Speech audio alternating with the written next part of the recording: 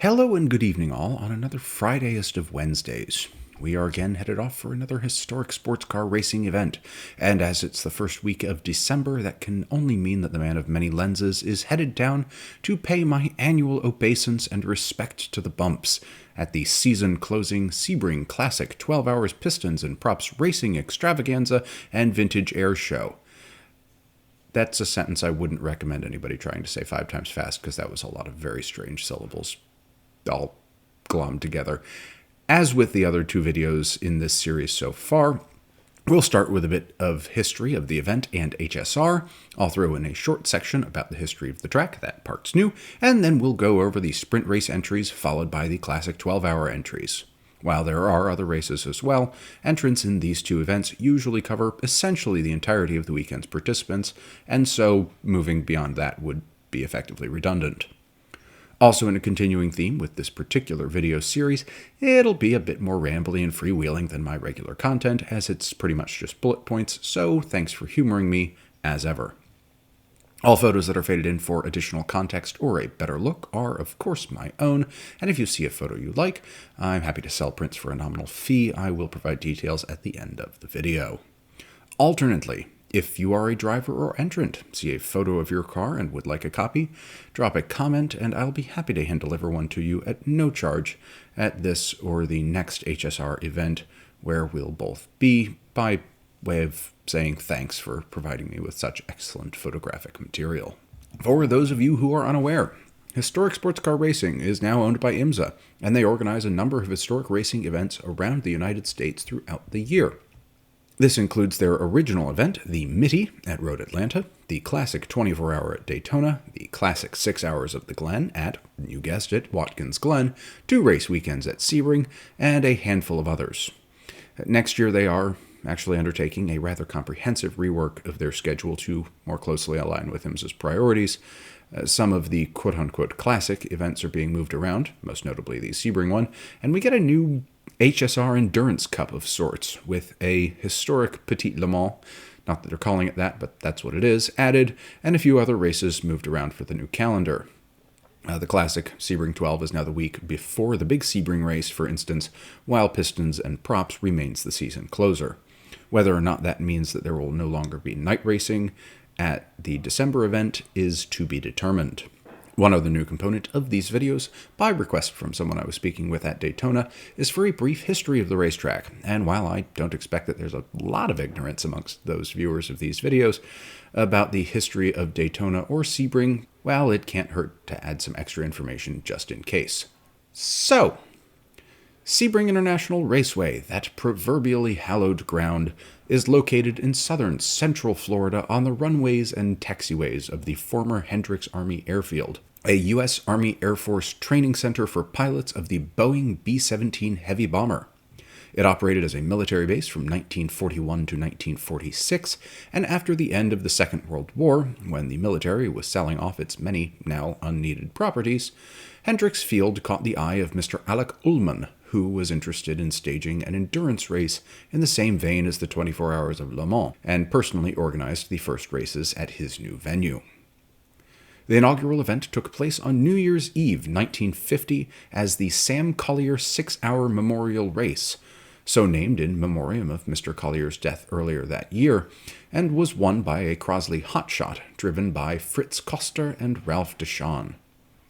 A year and a half later, the first 12-hour race was held at the track, with hay bales and oil barrels marking out the track boundaries on the old runways, demarcations which were not always successful in preventing drivers becoming lost on the wide crisscrosses of paving that made up the course, certainly not aided by the fact that headlamps in those days had about the same power as a few fireflies in jam jars.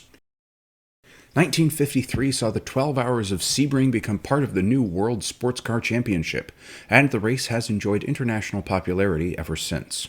After the Sam Collier New Year's event, the track was designed as a 5.2-mile road course, with minor changes for the sake of safety until 1983, when the first of a series of more dramatic modifications started the gradual shortening of the track till its largely current iteration emerged in 1999. 17 corners and 3.741 or so miles of old runway and more recently poured tarmac, with the long straights and constituent corners largely comprised of the runways and taxiways. The lead-in to Turn 17 through the end of Turn 1 are by far the most notable, with the settling of the paving slabs, particularly around 17, sufficiently dramatic to send cars bouncing along and causing more than one driver to get caught out and find the far wall closing at an alarming rate and, more often than not, an unusual vector. The track record for the current layout stands at a 141.8 for Kobayashi-san in the Toyota TS050 at the 2019 Super Sebring event, but of the car classes participating in this year's Historics, the fastest cars with lap records around the current iteration of the track will be the Daytona Prototype Internationals, for which the lap record stands at a 146.151, set by Renger van der Zande and Felipe Nasser, I guess they went exactly at the same time, in the 2021 12 Hours of Sebring. Other standing lap records of note are those for LMP 900 for the Audi R8, admittedly in an earlier and presumably thus faster guise than Mr. Angen's number 2 car. This stands at a 148.418. The Le Mans Prototype Challenge record, that is to say the record for FLM 09s, is a 154.549 from Pato Award. Ryan Dial holds the prototype lap record for the combined DP field following the convergence of Grand Am and the ALMS in his Acura ARX 03B at 152.134. The LMP3 lap record stands at a 156.166 from Colin Brown in a Ligier, and I'll leave it at that. The rest of the lap records are available from multiple sources, and we have everything in the field from DPIs to GT4s to Trans Ams, and while sadly no MX5 Cup cars, plenty of other cars from the 60s onward will be with us over the weekend. While it is admittedly unlikely that any class records will tumble, Mr. Marshall in his Cadillac was getting within a few seconds last year, and was only about 2 seconds off the DPI lap record at Daytona last month. So, I suppose there's always an outside chance. HSR has been running this event now for 9 years, which means with this year's attendance, I will now have been at a majority of the Sebring Pistons and Props 12-hour historic classic racing extravaganzas. As we previously mentioned in the last video, HSR does make the entry lists for all the races available starting a couple of weeks beforehand, with rolling updates as entries come in and receive approval, which, at least for me, makes for a nice little morning read to see what's come in with the proverbial post. We'll start, as with last year, and with the last video, in the sprint races, as this portion of the event has by far the largest number of entrants, and with competitors arriving in less than 48 hours, I think we can safely say, at time of recording, it's Sunday evening, I think we can safely say we're unlikely to see too many more folks coming out of the woodwork beyond the 172 entries that we can see here.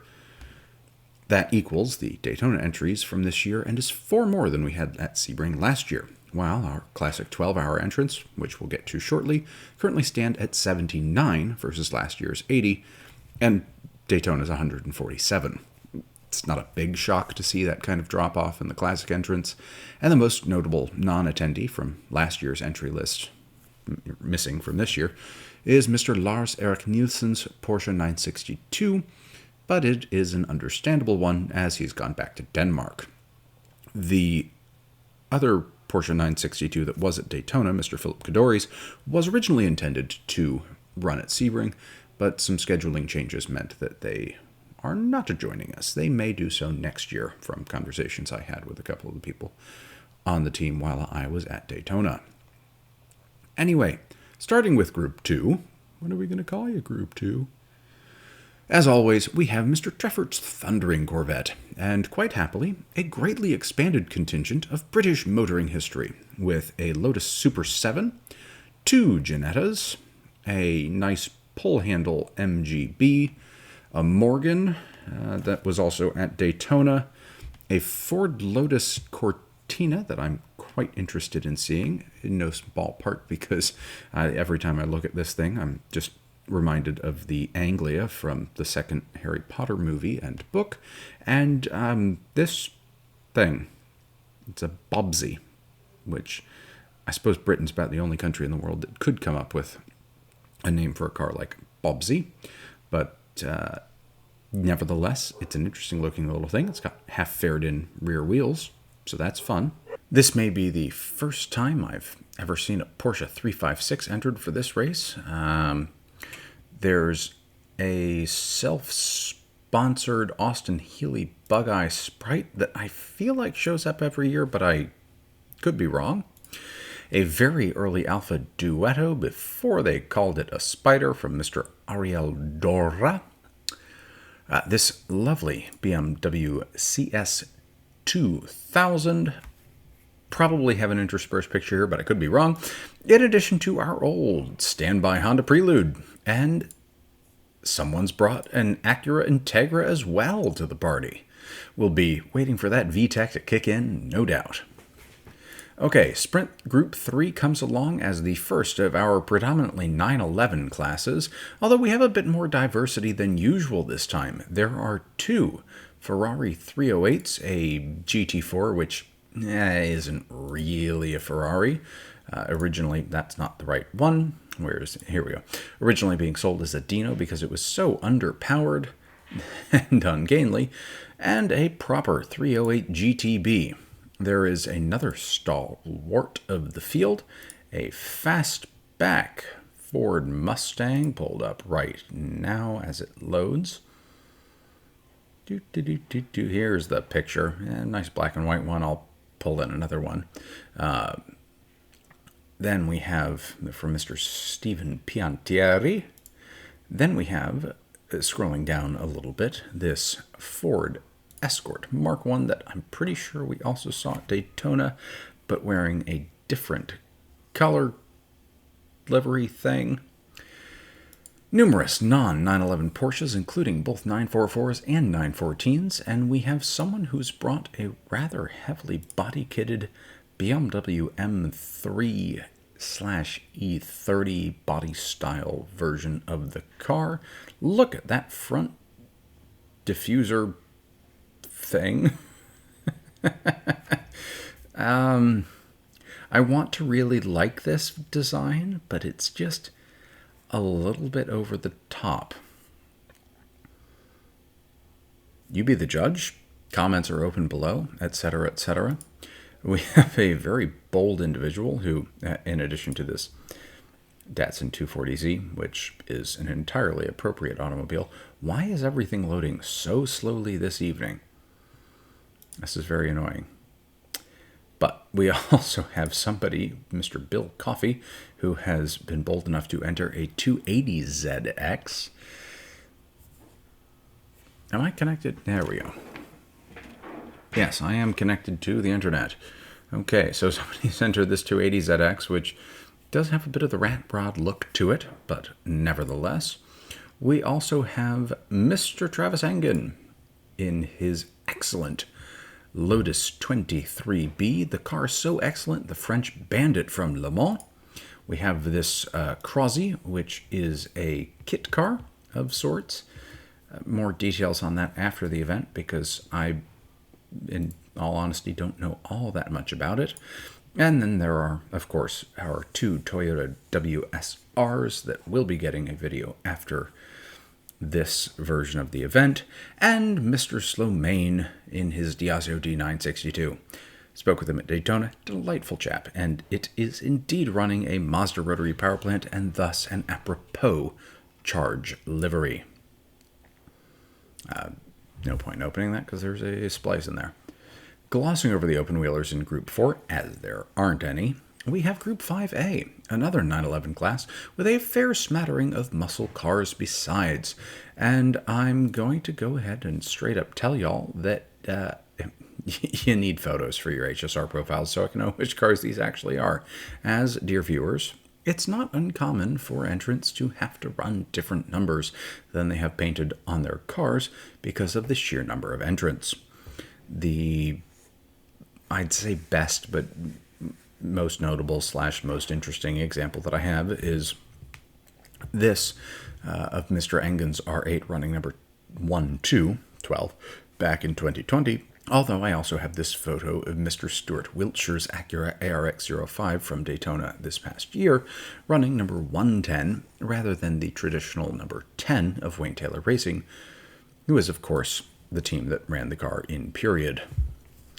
Any contestants who do watch this video, please do get in touch and I'll be happy to send you an appropriately sized digital version of a photo of your car to use in the HSR portal if you don't want to use any of those that HSR provides you, I presume, freely from your entrance fee. Anyway, in addition to the standard passel of 911s, of which Mr. Todd Treffert's number 14 is typically the most competitive based on my recollections, shown here, we've also got two VATs, an E-Type Jag, this Shelby Mustang, which I know says just Shelby GT350, but clearly it's a Mustang, a Z28 Camaro. I'm not sure if I've ever seen before. Where did it go? Here we go.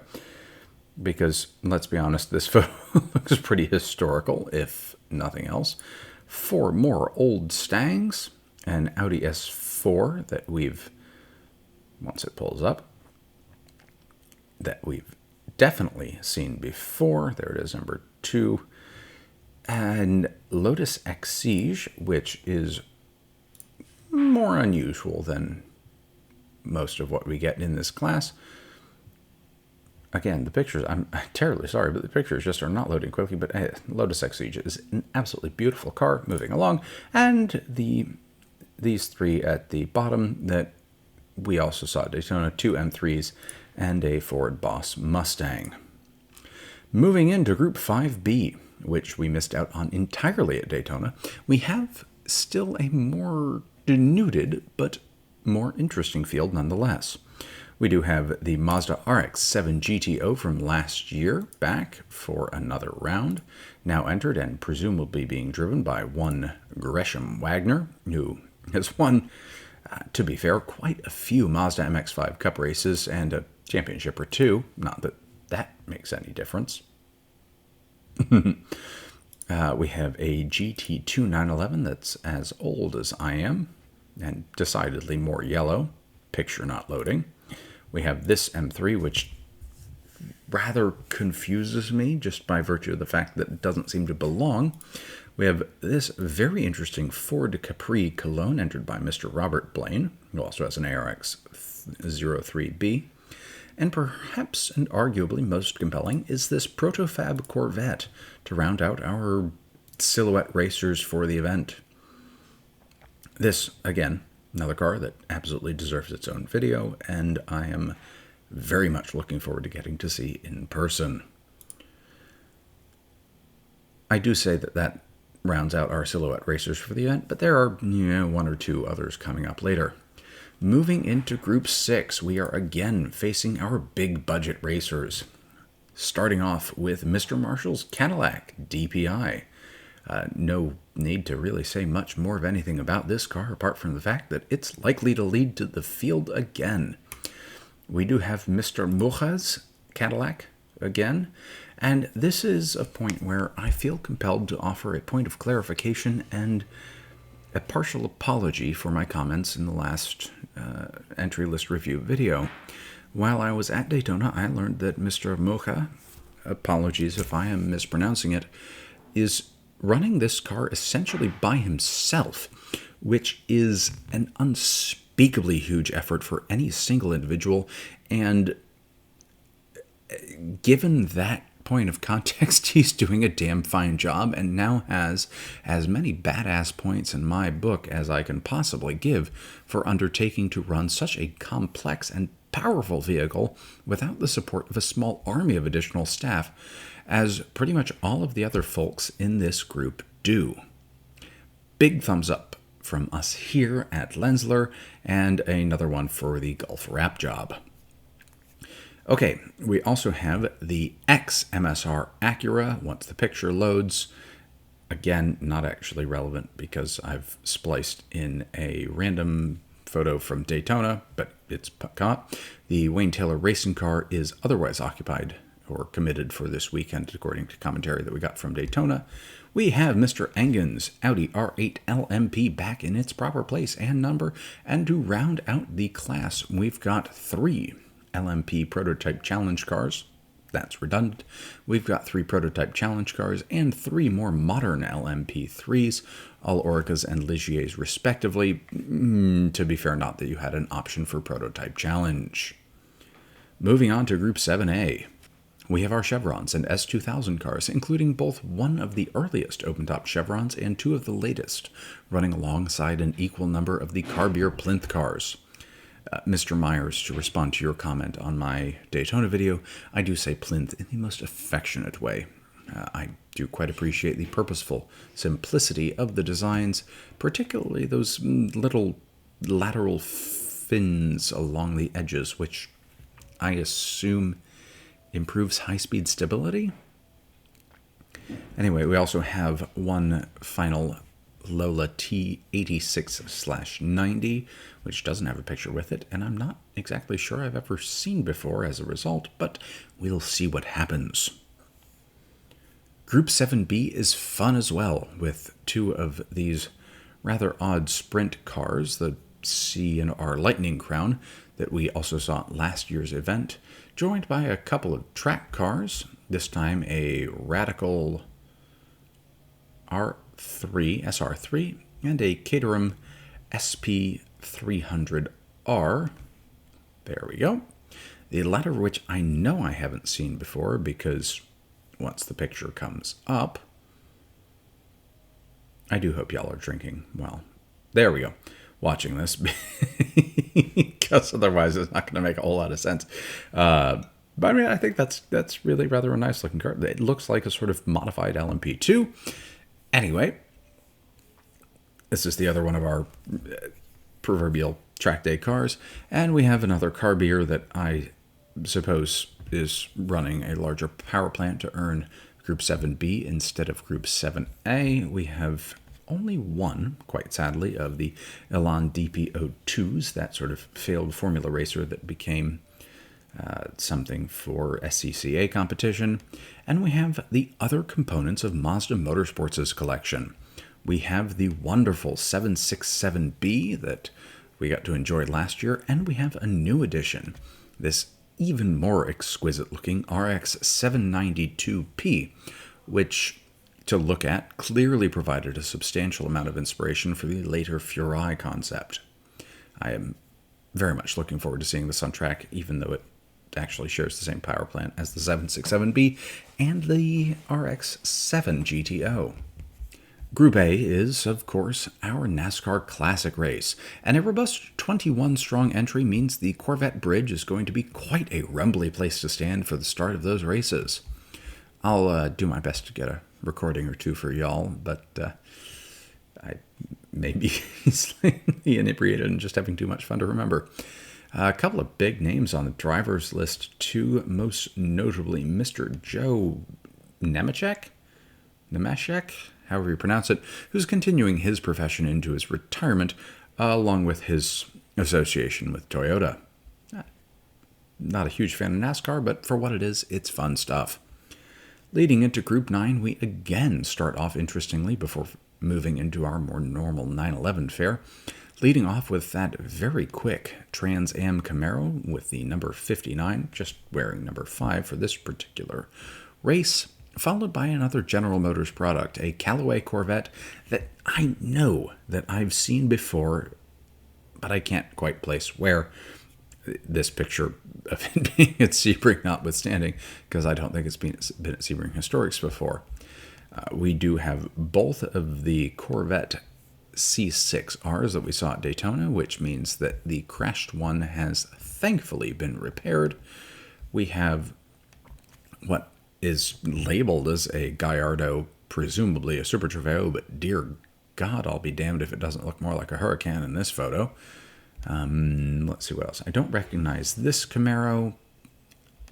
Be that as it may, we all recognize this GTR, even if it's quite prone to engine issues. It maybe managed, 1 or 2 full sessions at Daytona last month?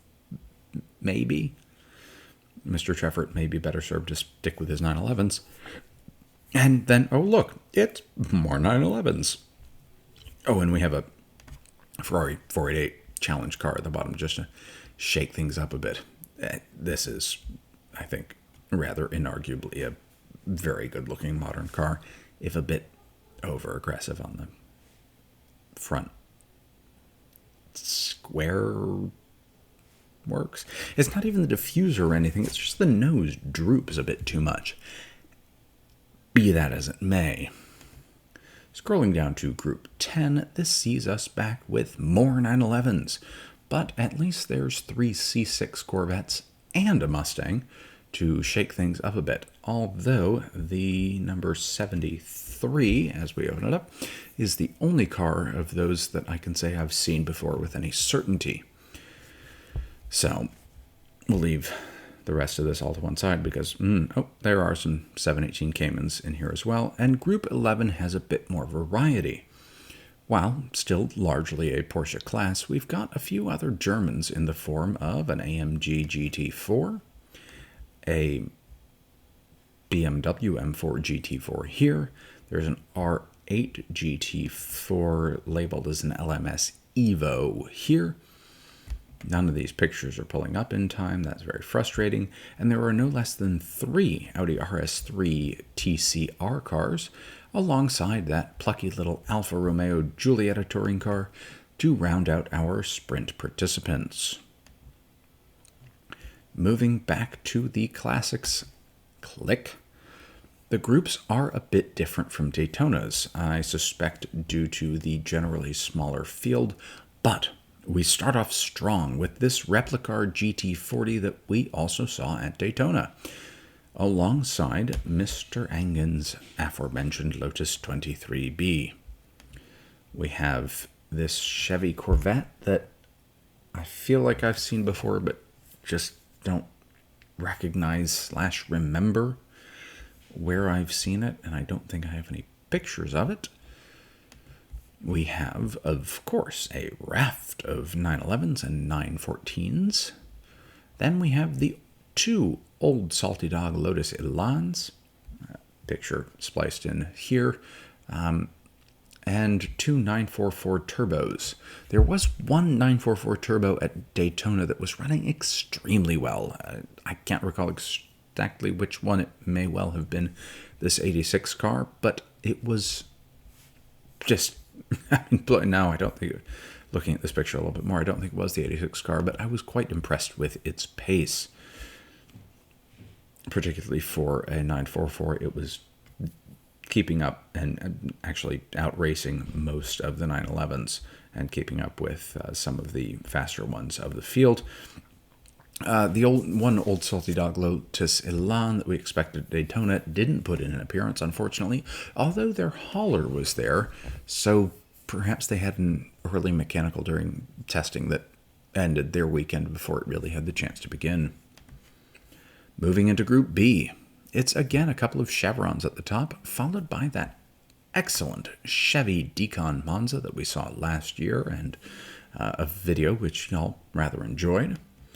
Some more 911s, and this Cobra-inspired, I'm not quite sure what to call it, not just because the picture's loaded now, but not just because the picture won't load. I mean, it's called a Python SR Mark II because that's what's written on the label, but it's not really a Cobra. I mean, it clearly looks like one, but let's be honest, nobody is going to look at that and say, oh, yes, this is something that came out of Carroll Shelby's workshop in the 60s. So, notwithstanding the fact that it has, the year 2000 on its label. Anyway, it certainly takes wide body to the arguably illogical extreme, although I do think this is actually a different car from the ones we've seen here in years past. Ones we've seen in the years past have had slightly different rear wings and Slightly different bodywork. Moving along, Group C is our second most populous, and again is our big budget folks. Not that one really goes racing on a small budget, and in addition to those individuals we have doing the sprint races, we have Senor Gonzalez's DPI replacing Mr. Mojas, presumably again with driving duties split between Senor Gonzalez and Butch Leitzinger. So expect this car at the sharp end of the field at least half the time. We've got the Ex Tequila Patron ARX03B. No point in pulling this listing up, even though I just done so, because there's no picture. We have Mr. Tobias Lutka downgrading to an LMP3 from his Daytona LMP2 run by Era Motorsports, perhaps because Era isn't coming along for Mr. Wiltshire's ARX05. And I have to admit, I am mildly amused at the prospect of this radical trying to dice it up with a bunch of GT3s, GT2s, and prototypes, but we'll see how it goes. What else? We've got this click. Still Turner Run M6 GTD, but sadly no Z4, and we've pretty much covered everyone else here already. There is one additional separate Elan DPO2, which I'll splice a different picture of in because, again, shit ain't loading. For our final group of the event, it's Group D, and oh, look, everyone, it's more Porsches. Again, we have more GT3 and move into GT4 spec cars, most of which we've seen before.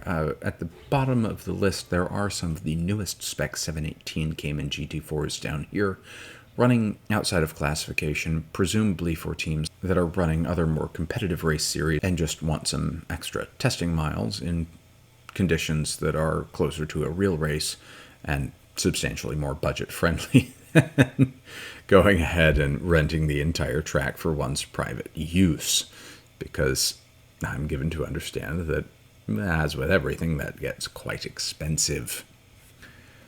The Classic 12 field is decidedly smaller than the Classic 24s, but to be fair, that's how it usually goes, so no big surprises or unexpected challenges there. It should nevertheless prove to be a delightful event, as always, and if any of you, dear viewers, are headed down to the event, come say hi at turn 7, or find the guy wandering around the paddock with a bottle of champagne in hand.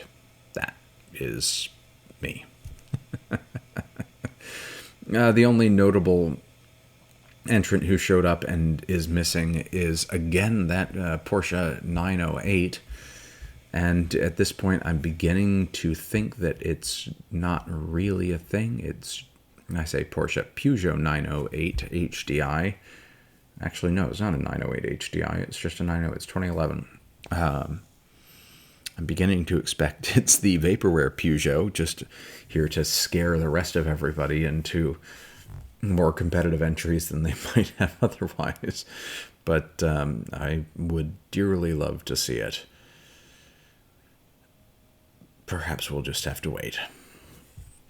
Anyway, for the shameless plugs for other content already on the channel, well, apart from the other entry list review videos for last year's Sebring and last month's Daytona events, because those are pretty obvious companion videos, I do delve more into the history of the Sebring track during the 2023 Super Sebring Guide, as well as provide some, I hope, helpful photography tips. The first couple of races at the track get a mention in the History of Racing Part 1 video, and I have so far covered the following cars on the channel: the Ginetta G4, the Ford Escort Mark I, the Lotus 23B, actually released during last year's Sebring event, the Diazio D962, the Audi R8 LMP, the Acura ARX05, the Cadillac DPI VR, the Acura ARX03B, the Mazda MX-5 Cup Car, the Mazda RX-7 GTO and 767B, the Orica FLM09. There is a general overview of the various open-topped chevrons. There is a video on the Elan DPO2. There's also a Corvette C6R GT2 video coming soon, but it's not available yet. And I think the final shameless plug for this video goes to the Alfa Romeo Giulietta TCR. Well, apart from some clarification about photo availability and sales, which is as follows. As alluded to at the beginning of the video, for a nominal donation, I'll be happy to print and mail to you the photo of your choice, as long as it's my own photo. Just put in the memo on the Buy Me a Coffee platform linked in the video description, the video and timestamp of the photo in which you are interested, and I will reply back to that message to confirm the exact photo and get your mailing address. A $5 donation will get you a standard 4x6 glossy print, $10 will get you 3, or a single 5x7, because all of the photo printing places jack the prices up enormously once you go beyond 4x6, and $15 will get you an 8x10 color glossy picture with no circles or arrows on the back of each one, explaining what each one was, but on all of them I will write a short description of the car, the time and date, and where I took the photo, and a note of thanks. If you'd like a larger size than that, or to confirm whether or not I have publication rights to a specific picture, go ahead and comment on the video with the photo in question, and we can figure something out. To those headed down to Sebring or already there, safe travels in and outbound, a bountiful track time experience for those participating, and for this week's call to action not featuring the 3 sacred words of YouTube, like, comment, subscribe. Consider this a reminder to support your local cultural institutions such as museums, symphonies, and the like. There is great value in keeping beauty in the world, and the best way to keep it available for all is to appreciate it yourself. With that, it just leaves it for me to say, as always, thank you for your time this evening, or whenever and wherever you are watching, and to wish you all good night and a good tomorrow.